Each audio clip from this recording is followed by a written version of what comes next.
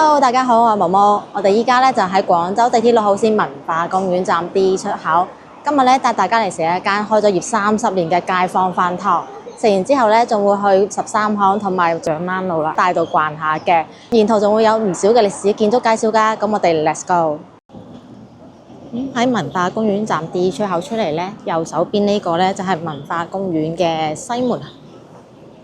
咁依舊咧，每年秋天咧喺文化公園度都會有菊花展覽嘅。我哋而家行緊呢條咧叫鎮安路，而前邊呢一條路咧就係康王南路啦。如果喺我哋呢個位置度出發咧，向前面行幾百米咧就可以去到上下九步行街㗎。咁行咗冇幾遠咧，就會見到呢個大嘅十字路口啦。咁喺呢個十字路口嘅右手邊咧，13巷，而喺左手邊咧就係杉木欄路啦。咁我哋咧就先去杉木欄路口度食完個飯，再去逛街。咁啊，杉木欄路咧形成於明末清初，當時咧13巷一帶咧就有好多碼頭同埋渡口嘅。咁呢度咧係裝卸杉木嘅渡口，所以咧就形成咗個杉木嘅批發市場，因此咧就易得名杉木欄路啦。咁啊，舊陣時欄呢個意思咧就係相當於而家嘅批發市場咁解。我哋今日要食嘅咧就呢間新浩文菜館，睇裝修就知啦，係一間老飯店啦。而家啱到中午時間啦，所以人咧就仲未算話好多。兩位，咁啊呢啲老菜館咧都係淨係得樓梯冇電梯嘅。唔該，兩位呢度。OK， 好。哇，喺2樓都得翻呢張添啊！佢一共咧係有3層嘅。真係貨真價實嘅街坊食堂啦，感覺得咧就已經俾附近啲居民咧承包晒㗎啦。咁我哋係工作日嚟嘅，如果週末過嚟嘅話咧，真係要提早一啲嚟咯，或者係提前訂個位咯。咁佢菜式咧就唔算話多，咁啊就咁一塊菜單就算㗎啦。咁啊由頭睇到落尾啦，比較出色嘅就呢招牌五味鵝啦，50蚊一例，60蚊一斤嘅。咁至於白切雞咧就108蚊一隻，55蚊半隻嘅。咁仲有啲咩特色菜咧？個乳鴿都唔錯啊，28蚊一隻，個價嚟講咧真係非常之抵食啊！但係街坊小店備料唔多啊，所以如果要食乳鴿嘅話，又唔會話好早嚟得到咧。建議你訂座嗰陣時咧，順便訂埋隻乳鴿啊嚇。咁啊電話嗰啲我哋放喺視頻下方嘅說明入邊㗎啦。最出色嘅都有呢個紙包骨，咁啊50蚊一例嘅。脆炸九肚魚都唔錯，48蚊一例。咁啊仲有其他啲菜式咧就比較大眾少少，唔算話呢度好特色㗎啦。我哋睇下埋後邊呢版啦。後邊呢版嘅話咧，就係炒下時菜，有鐵板嗰啲嘅。咁啊呢條湯咧就大概有7-8款可以俾你揀。我飯碗啦，要呢個咧比較出名少少嘅西洋菜燉陳腎，啱而家呢個天氣飲啊。咁鐵板方面嘅話咧，比較推薦嘅咧係鐵板石子鱸魚，42蚊一條。我哋又會試翻下嘅。咁啊主食呢度咧反而比較多選擇啦，各式炒飯、炒河、炒粉、饅頭。同埋呢個茶位咧係3蚊一位嘅，飯咧亦都係3蚊一個。咁好啦，我哋落單先啦。俾隻乳鴿啊！乳鴿一隻係咪？一隻。紙包骨食唔食啊？唔要紙包骨，要個石子鱸魚。石子鱸魚。再俾個酥炸九肚魚。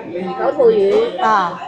西洋菜陳腎啦。陳腎湯要12點10分鐘先可以包括下。可以啊。係嘛？OK。咁啊訂位咧就可以訂1樓同2樓嘅，因為3樓咧係包間嚟嘅。呢度包間咧係要點6個菜以上先可以坐嘅。上菜就非常之快啦！呢個咧係脆炸九肚魚，48蚊嘅，咁啊炸到金黃色噶啦，睇起身咧就好靚仔。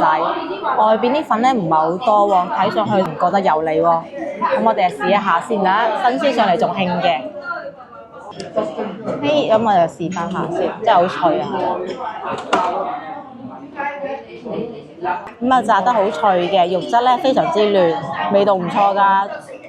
九肚魚又叫做龍頭魚或者豆腐魚嘅。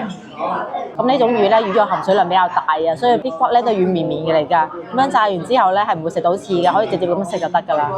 男女老幼都唔怕。呢度揀嘅九肚魚咧，規格咧比較大少少嘅，啲身咧會更加鮮甜一啲，因為肉會多一啲啊嘛。甜鐵板石子鱸魚啊，係啊，呢個石子鱸魚。石子包住上嚟嘅，咁啊即場幫你開，飆晒煙咁樣，夠晒滾熱辣。冬天食翻下真係正。哇！好大棟食肉啊！一打開聞到香味啦。慢慢食啊！哇！好多汁啊！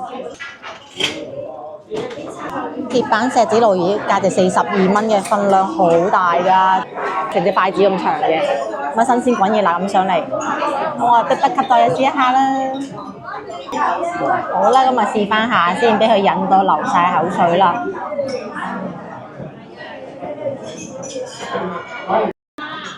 條魚好新鮮嘅，啲魚肉夠晒鮮甜，個汁咧係酸酸甜甜嗰種嚟嘅，咁啊表面有炸過，食得到脆口嘅，嗰層粉咧就唔厚。總體嚟講味道係相當之 OK， 最緊要份量真係好大，好抵食啊！西洋菜燉陳腎湯價值45蚊嘅，份量好大啊，料真係好足啊！啲西洋菜多到話成面都係啊！咁啊唔單止有西洋菜陳腎，仲有豬骨雞腳。乜好豐富嘅，成個湯平和翻樣，唔會話好偏涼嘅。咁啊西洋菜雖然話涼啫，但係佢咧有清熱止咳嘅功效嘅，咁啊正好啱呢天氣啊，尤其適合嗰啲咧乾咳無痰啊、胃口唔佳嘅人士啊。用冬菇蜜棗嚟調味，即係整翻碗湯嘆下啦。食飯之前梗係飲翻啖湯啦，清一清養養。湯水好甜嘅，非常之清甜，真係正。好濃郁嘅西洋菜味，真係真材實料煲出嚟嘅。乳鴿價值28蚊嘅，咁佢呢度用嘅咧係傳統做法，唔係話玻璃皮嗰種。咁啊，其實咧更加傾向於呢種做法啦。咁啊，佢仲配咗塊蝦片仔咁樣嘅，真係好有細個嗰陣時嘅感覺啊！咁啊，豪氣萬千就手撕乳鴿啦。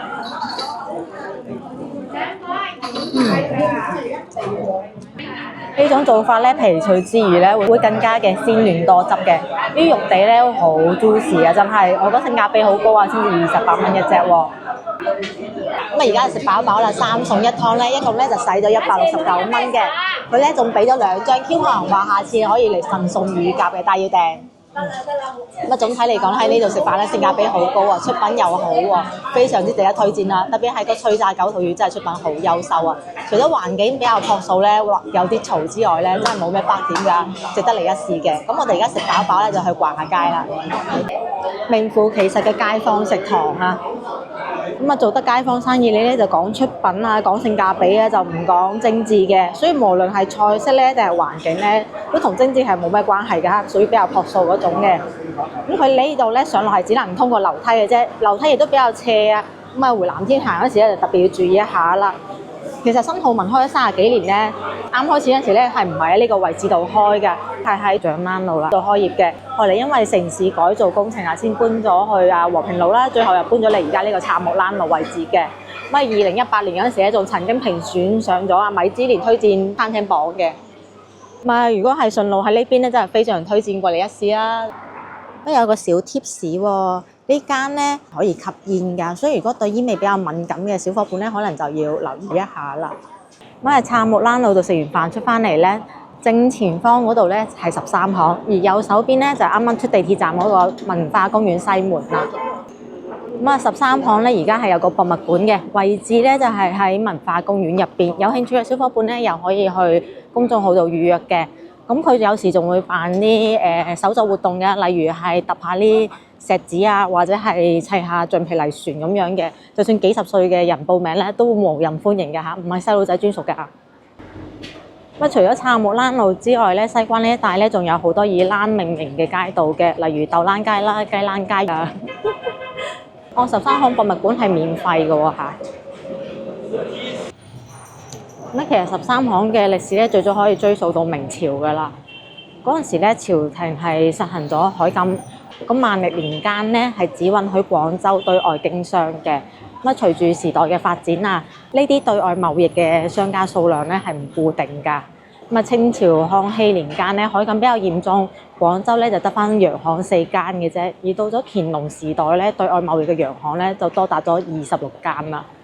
其中最興盛嘅13間咧，就被統稱為咗13行啦。咁啊叫下之後，13行咧就成為咗對外貿易洋行嘅統稱啦。咁13行因為獲得咗呢個對外貿易嘅壟斷權啊，所以嗰陣時係非常之繁榮㗎。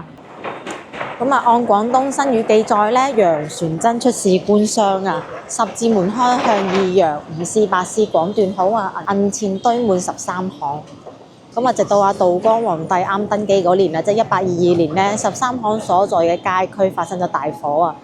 嗰時話咧，齋用嘅白銀咧就有4000萬兩啦。咁喺《御舊庵筆記》入邊咧就有記載㗎啦。洋銀融入水溝長至1、2里啊，可見咧當時嘅13行堪稱富可敵國啊。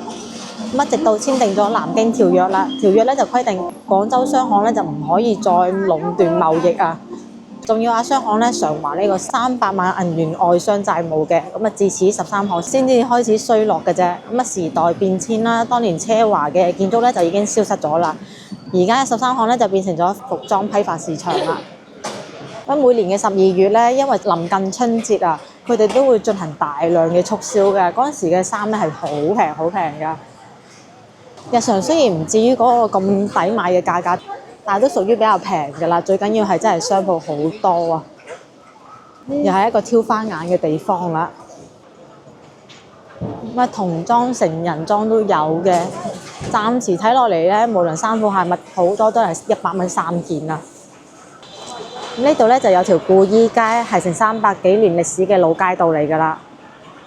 呢邊因為做批發嘅，所以季節咧係唔同㗎。你夏天嚟買咧，可能就可以買到冬天嘅衫㗎啦。你冬天嚟買就已經出夏裝嘅新季啦。短短嘅一條路仔咧，如果要由清明市場打車去一德路咧，就務必會經過呢邊嘅。後果咧就真係塞到爆炸，所以旅順區入面咧真係好唔建議開車啊嚇。唔單止係停車難啦，連通行都好難㗎。呢度咧係豆欄上街。豆欄上街咧，聽名就知啦。曾經咧係豆製品集中交易嘅地方，而家咧都係攞嚟賣衫嘅。由夏裝到冬裝，全部都唔過100蚊，就大把選擇啦。行到呢度咧係豆欄上街12號，即係李濟軒製藥廠嘅遺址啊。曾經咧係廣州早期嘅西藥廠之一嘅。後嚟李濟軒咧又同梁培基等幾間作坊式嘅小藥廠咧合併，組成咗新聯藥廠嘅。最後咧又繼續合併，成為咗而家嘅廣州白雲山明興製藥有限公司嘅。咁我哋而家咧就翻去300幾年歷史嘅故衣街度，講講佢哋300幾年歷史之間嘅變遷啦。哇，50蚊2件啊！長袖外套，反季買衫咧係最抵嘅嚇。打底衫100蚊4件。雖然話係批發市場啊，但係如果你睇啱嘅話咧，大膽放心開口問價啦。嗱，而家翻到故衣街啦，故衣咧就即係舊衫咁解啦。所以初期嘅故衣街咧就賣嗰啲殘舊衣物咧，俾嗰啲貧困百姓嘅地方啦。所以而家雖然冬天啦，我仲着緊羽絨，大家已經喺度買緊呢短袖嘅夏裝㗎啦。因為佢哋出嘅衫咧係比我快一截嘅。咁喺故衣街呢度咧行冇幾遠咧，就故衣街14號啦。咁呢度咧係軒益銀號有限公司嘅遺址。佢係成立於1929年，當年咧係13行附近街區嘅200幾間銀號之一。同時咧亦都係如今為數不多嘅保存得比較完好嘅銀號啊嚇。佢招牌名咧係好清晰咁睇得到嘅，仲當然而家全部都係成為咗賣衫嘅地方啦。哇，100蚊5件，20蚊1件啫喎。長袖 T 恤當睡衣都抵啊！100蚊3件冷衫啦已經。牛仔褲10蚊一條，100蚊2條。高中低檔咩款式都有嘅。咁我哋而家咧就進入咗和平東路啦。喺和平東路25號到27號呢棟咧特別唔同啲，有啲花式嘅呢棟舊樓咧，佢係建於民國時期嘅蛇王福舊址嚟嘅。咁喺呢個牆體上面都仲有佢蛇王福嘅牌匾嘅字跡喺度㗎。據聞咧，蛇王福咧就係蛇王滿嘅廚師出嚟開嘅店啦。咁我哋啊沿住和平東路一直向前行啦。行到呢個路口咧，左轉咧就係長欄路啦。長欄路咧曾經亦都叫做16鋪，後嚟因為道光年間嗰場大火啊，先變咗做而家嘅長欄路嘅啫。喺未有輪渡嘅年代咧，呢度咧就係賣船長嘅。咁啊，民國時期咧就出現咗輪渡啦。咁啊，呢度咧就變咗做藥材鋪啊、藥廠啊一條街嘅。所以呢度咧而家都仲有好多嘅藥廠遺址㗎。咁喺民國時期咧，其實將軍路呢度咧係每年都會擺迎春花市㗎。咁行到將軍路17號呢度啦，有一棟比較特別嘅建築群咧。係李仲聖堂嘅遺址，咁啊李仲聖堂咧就民國時期廣州經營嘅一個非常重要嘅藥業商號啊！咁聞名海內外嘅保濟丸咧，就喺呢間廠度喺成100幾年前咧創製嘅中成藥嚟㗎啦。乜二戰時期咧就遷咗去香港度經營啦，所以而家咧喺香港度都仲買得到李仲聖堂嘅保濟丸嘅。乜而家咧都係變咗做賣衫嘅地方嘅。咁行到而家咧嘅將軍路42號。係另外一間嘅遺址啦，佢咧就係新隆昌老號啦，都係經營參茸、人參等高等藥材生意嘅店鋪嚟嘅。咁除咗招牌字樣之外咧，喺條柱上面都仲睇到新隆昌、燕窩、人參、鹿茸等呢啲宣傳廣告語嘅。哇！咁裝修完間鋪又真係幾特別下喎。乜字跡非常之清晰啦，其實保存得幾好下嘅。雖然家係租咗俾賣衫嘅做，好過廢棄咗啊！廢棄咗嘅話冇人打理。可能而家我哋睇唔到佢啦。仲有長利盞建築啊，啲字跡非常之清晰啊。咁喺新隆昌巷隔離咧，就係將軍路啦，46號啦。佢咧係惠元堂製藥廠嘅遺址。咁惠元堂咧係創始於1897年嘅，係由官宦黎昌厚創辦嘅。咁啊，1932年創製嘅養陰丸咧，據聞有部分咧就喺呢度做製作生產㗎啦。咁啊，據說咧對當時廣州爆發嘅鼠疫咧有好大嘅療愈調理作用嘅。咁啊，1952年嗰陣時咧，惠元堂就已經遷咗去香港發展㗎啦，成為咗香港著名嘅中成藥企業。咁啊，記得細個嗰陣時成日聽阿秋官唱㗎啦，惠元堂養生丸，好似太陽咁溫暖。好啦，而家就冇人唱啦，不過咧遺址係仲喺度嘅，到時可以過嚟睇一睇嘅。咁而喺惠元堂嘅斜對面咧，就係蛇王滿蛇餐館嘅舊址啦。佢咧係位於將軍路啦，41號到45號嘅。呢個蛇王滿蛇餐館咧，其實係創立於1885年，由吳滿開設嘅。當時咧係廣州唯一專門食蛇嘅餐館嚟嘅。咁初期食蛇咧，其實係副業嚟嘅啫，主要咧係為咗為寶芝堂同埋雜蘭堂馬伯良提供蛇膽嘅。咁喺1975年嗰時咧，就先至正式取名為蛇餐館嘅啫。據說咧，楊振寧同埋華羅庚都過嚟食過糕喎。咁可惜啦，喺1999年嗰陣時咧，經營不善啦，咁啊蛇王滿蛇餐館就宣布咗結業啦。唔知有冇觀眾過嚟食過？咁將軍路啦，56號呢度咧，呢棟建築物又好靚咧，因為咧佢其實係惠元堂嘅棧房嚟嘅。逢係呢啲歷史建築咧，都外貌會特別精美一啲嘅。咁佢咧係一棟3層高嘅紅磚結構嘅建築嚟嘅，而喺佢嘅左手邊咧就係萬源堂參茸行嘅遺址啦。咁佢所在嘅咧係西榮巷2號，仲好清晰咁睇得到咧人參鹿茸4個殘破嘅字樣嘅。咁啊，其實原本角柱上面咧仲睇得到樹刻嘅萬源堂統辦人參鹿茸著名茸行呢字樣嘅。咁佢咧係由老闆關同知喺民國時期所建。咁啊喺抗日戰爭時期咧，生意破產咗之後咧，呢度咧係作為咗民宅使用嘅。咁而家睇到有些微字樣嘅呢個咧，將軍路啦，57號就係梁廣製藥廠嘅遺址啦。咁梁廣製嘅主要產品咧係風濕膏藥酒。咁而家建築嘅頂部咧，仲比較清晰睇到嘅係梁廣製呢3個字。呢個將軍路啦，64號咧，佢其實係寶芝堂藥廠嘅遺址嚟嘅。咁佢創辦於1797年，不過保存得唔係好完善啊，所以重新塗咗之後咧，基本上睇唔到佢嘅痕跡啦。咁而喺將軍路啦，18號咧，呢度咧有個比較奇特嘅3角形屋頂喎，其實佢係一個古建築嚟嘅。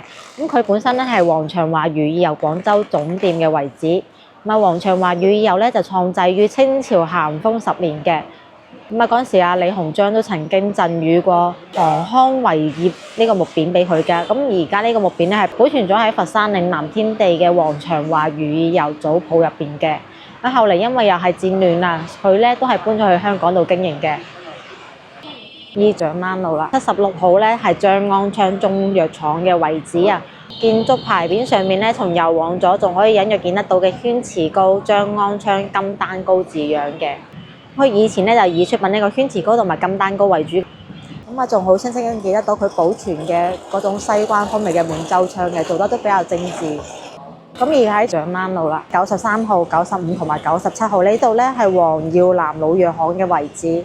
咁啊，1865年嗰時咧，黃耀南咧於香港中環史丹利街嗰度咧就設館生產咗萬應普濟丸嘅，並且20年為期啊，免費贈予老百姓啊。所以黃耀南先生咧喺香港度行醫多年啦，逐漸發展起嚟之後咧，係喺長灣街呢度咧開咗分店嘅。咁啊，呢3棟嘅建築咧亦都非常之古舊啦，有部分有漆面方面嘅翻新過嘅，但係都唔影響佢呢個古典味。呢度咧係長灣路啦，130號3層咧都充滿咗呢個滿洲玻璃嘅建築咧，佢咧就係天南茶樓嘅遺址啦。曾經咧係當時西關好有名嘅茶樓嚟㗎。咁啊嗰時咧喺茶樓入邊咧係設咗歌壇嘅，所以吸引咗唔少嘅粵劇藝人咧喺度演出。咁啊通體處身都有雕花嘅。咁其實仲有好多著名嘅藥廠咧，曾經係喺新澳文菜館嗰條茶木蘭路嘅。不過因為嗰邊保管得咧就差啲，所以基本上咧就揾唔到痕跡啦。咁啊，例如出品保心安油嘅保心安啦，就喺茶木蘭路嘅91號嘅。咁啊，保心安咧嗰時咧係創建於1929年嘅。阿潘高手中藥廠咧就喺茶木蘭路嘅129號啦。而馬伯良咧都曾經喺茶木蘭路度設過藥廠嘅。咁前面呢度咧就係18鋪啦。呢度一直往前面行咧，就係會去到18鋪西路啦。嗰邊咧都有好多嘅歷史建築。咁啊，影片時間有限啊，我就唔一一介紹啦。所以接下嚟咧係會應觀眾要求咧，去拍一下呢位觀眾曾經就讀嘅學校嘅。咁喺18鋪西轉過嚟咧就係富善西街啦。而觀眾要求揾嘅咧係富善西街小學。咁啊，富善西街其實本身都有唔少嘅歷史建築嘅。咁啊，呢邊好多都係作為呢個服裝倉庫使用。我啱啱都見有張貼話要唔要恢復一下呢邊呢個歷史樣貌嘅問題嘅。僅餘嘅些許咧係會仲堅持民宅，例如呢個富善西13號，全部都趟櫳門嚟嘅喎呢邊。咁啊，上面都仲係 keep 住用咗滿洲窗嘅。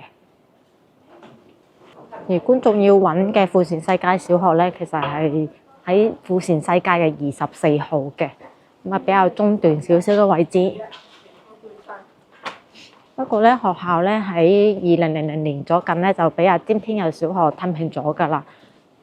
所以而家睇到嘅富善西街24號啊，即係富善街小學嘅位置呢度咧，成個校區咧係已經被廢棄咗嘅。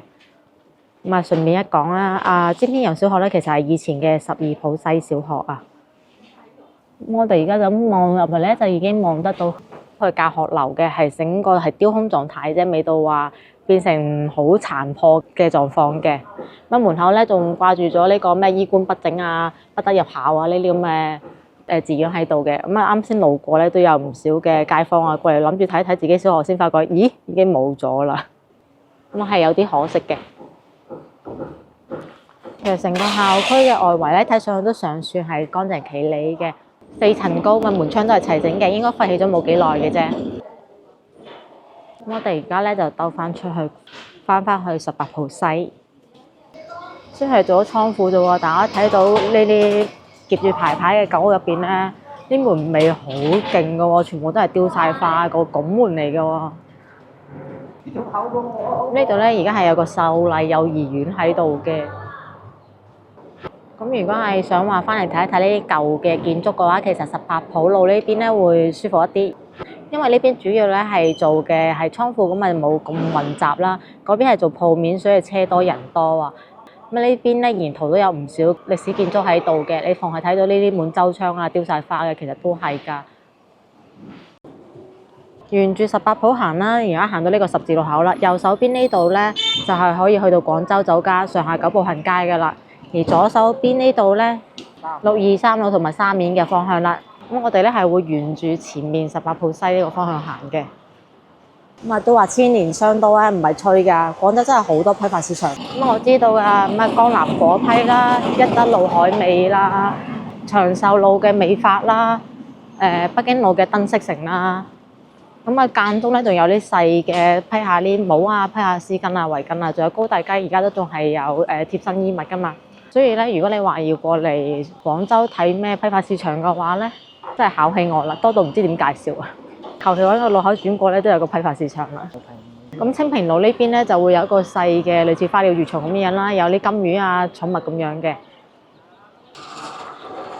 咁呢間咧就觀眾曾經就到嘅23中啦，不過23中咧而家咧係俾1中吞併咗嘅，所以而家改名咗之後咧係叫做廣州市第一中學十普學校嘅。咁啊，據呢個讀書嘅朋友仔話我知啊，左邊呢個教學樓嘅後邊嗰個操場咧係後嚟起嘅。而右邊呢個門口呢度咧，以前咧話係飯堂嚟嘅，唔知觀眾以前讀書嗰陣時咧，呢度係咪飯堂啦？但係我最記得嘅咧就我 friend 話，呢度整嗰啲糯米包咧，同埋煎蝦餅咧，好正嘅，好好食嘅。咁而家呢個寫住十普學校呢邊嘅門口咧係新起嘅，其實個舊嗰陣時個門口咧都仲喺度㗎，上面亦都殘留咗嘅係23中字樣嘅。以前咧就係淨係得呢個門口出入㗎咋。而家校區係有擴大過嘅，呢度可能就會勾得翻起你哋嘅回憶啦。呢邊行入去咧係會見到棵大樹嘅，咁後邊咧就已經緊貼住嘅就 Voco 酒店啦。咁講咗咁多歷史系列呢方面睇落嚟，會唔會覺得有啲無聊？其實我做呢種題材咧係想講多少少廣州嘅歷史嘅，等大家喺食在廣州之餘咧可以品味廣州，為廣州文化傳承咧出一分力嘅。咁今日視頻就到此為止啦。鍾意我視頻嘅話，記得關注我頻道喎，點個 like 翻去俾朋友仔。我哋下期見，拜拜。